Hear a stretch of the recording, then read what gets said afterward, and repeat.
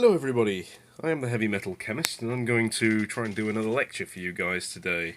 So what I'm going to cover today is what's called a nucleophilic addition reaction, as opposed to electrophilic like I did in the previous lecture. So the general premise of this is, if I draw what's called the carbonyl group, like that, this is the general reaction that will happen for all of these. So if we look at the group, it's basically like any other pi bond, although with oxygen being divalent, the two lone pairs are lying in the plane of the paper, but you've got a delta plus there and a delta negative there. This is because oxygen's more electronegative than carbon is, so you get some polarity in the bond. That means that the carbon here is what is generally deemed nucleophilic, electrophilic.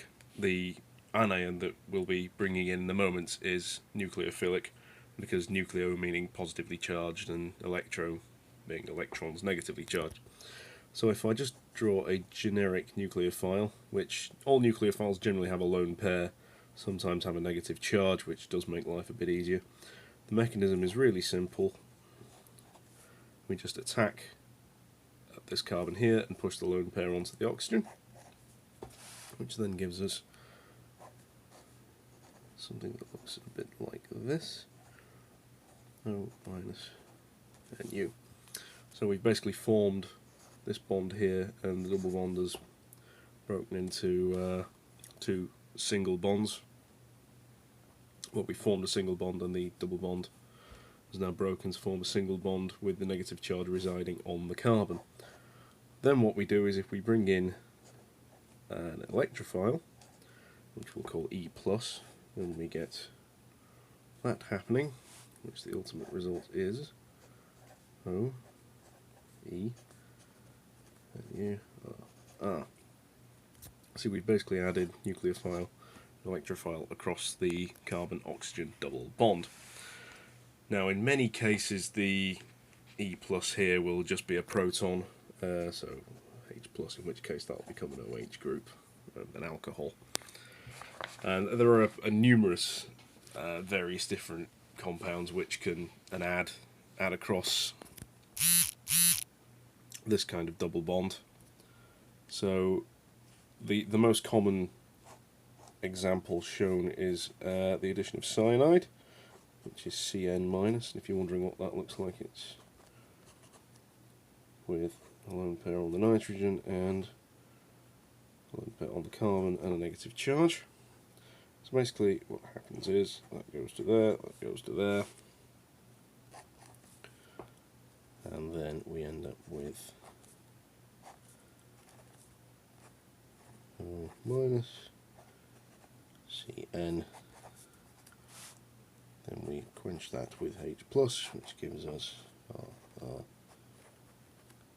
HCN. And these kind of compounds are generally called Cyano Hydrans, because you've added cyanide and the hydrogen being from the water hydride kind of thing. And there are various other things we can add. One of the more useful synthetic ones is the addition of hydride from species like Borohydride and Lithium Aluminium hydride, and these serve to reduce the carbon-oxygen double bond. I'll go into that kind of stuff in more detail in a later lecture. If I take Borohydride as the example, that's Borohydride.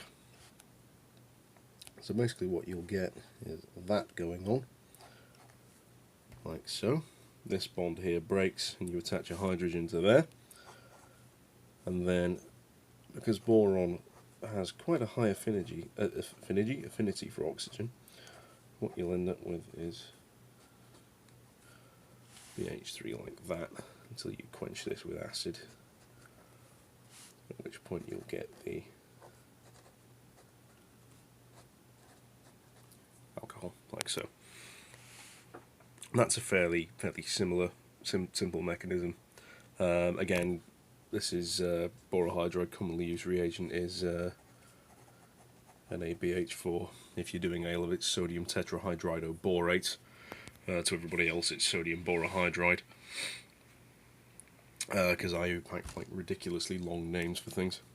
And the other one, which is a much stronger reducing agent, is Lithium Aluminium Hydride, also called Lithium. That stuff's quite nasty and spontaneously sets on fire in air, which you really don't want happening if you can avoid it. But generally, if I might just do a quick note on this now actually. If we've got carbon like so, with two hydrogens on, that's generally the lowest oxidation state with a heteroatom attached, which then if we go to from an alcohol to an aldehyde, that's the next highest oxidation state, and the highest oxidation state being a carboxylic acid. And you can go through this progression by chucking an alcohol in with something like chromic acid and a bit of sulfuric acid, refluxing it, and you'll end up going to that. And if you put, say, permanganate in, which is an even stronger oxidizing agent, you'll get that. So this is redox chemistry is fairly simple. I'll cover that in more depth in a later lecture. But basically, what we're doing here, for instance, is going from that to that by the addition of hydride, which is possible using reagents like sodium borohydride. There are various more complex reagents that you can use as nucleophiles. For instance, water. Let me flick to a new page. Aldehydes and ketones can basically react with water to form what are called acetals. Sorry, no, that's alcohols, geminal diols. So what we get is like that. You add water to it. Put H2O in there. Similarly, you can add alcohols to get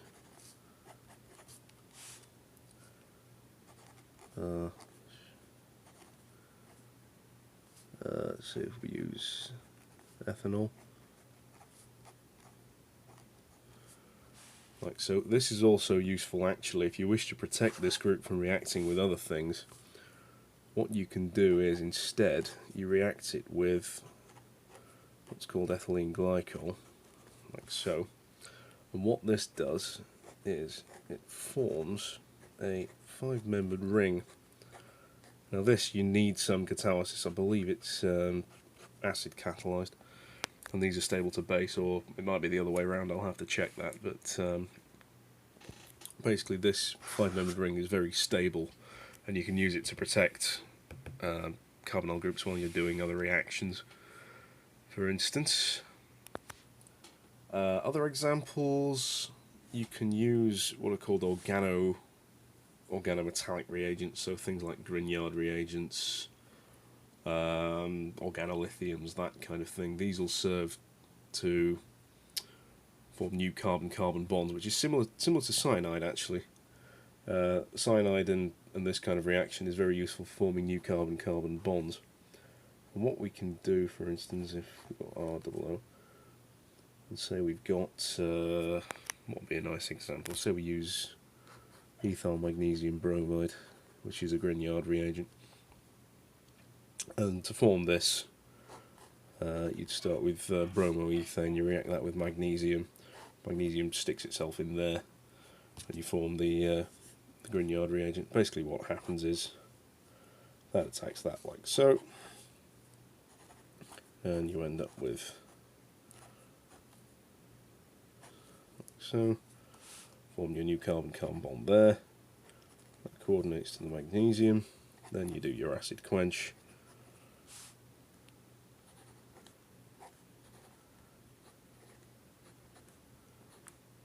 And you have basically added an ethyl group onto your double bond.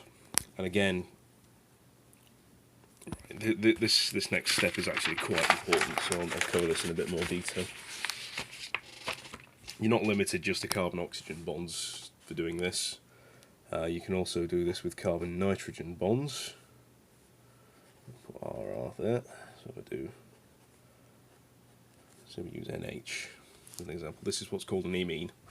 Similar kind of thing. The nitrogen's not quite as electronegative as oxygen, but it's still more electronegative than carbon, so this reaction does still work. And basically what you can do is if you react this with cyanide, say potassium cyanide, what you end up with is, ultimately, if I just draw the multiple steps of this reaction, and then followed by an acid quench, what you end up with is an H2CN. Now this, with a little bit of further work, you basically do a basic hydrolysis of this group. What this forms then is our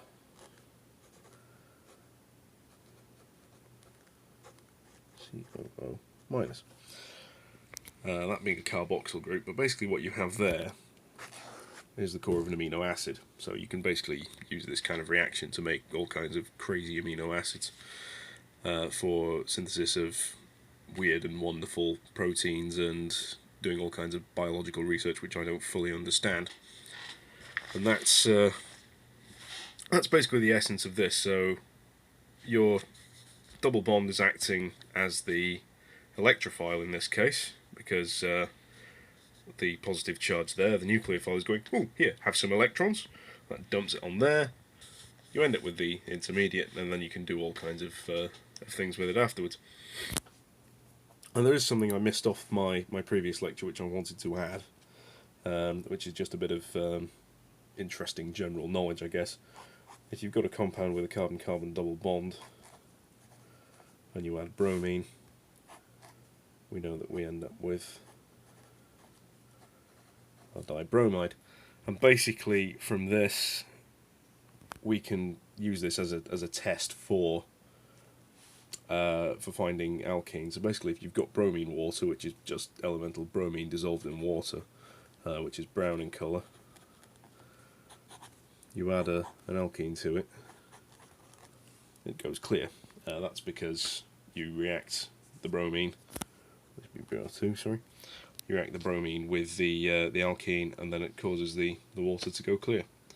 And as such, that's a fairly good, well-known test for alkenes in organic molecules. So thanks for watching. I hope you've enjoyed this. Please subscribe, like, comment, etc., etc. I will try and do some more lectures in the very near future, but I am in the process of starting a new job as a postdoc again for my second postdoc position. So if you have anything, do contact me and I'll try and cover it in the very near future. Thanks for watching and see you soon.